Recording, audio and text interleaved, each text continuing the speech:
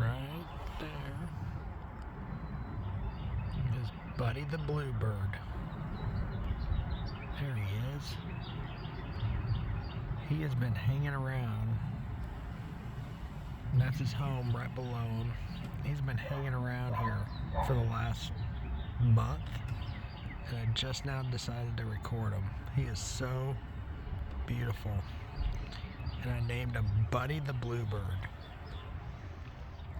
In case you didn't know, the state bird of Missouri is a bluebird, so maybe that's why I'm so intrigued, but he is just beautiful.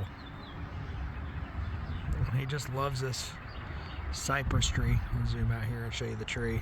It doesn't have needles on it yet, but it will. But I'm looking forward to watching this guy all year.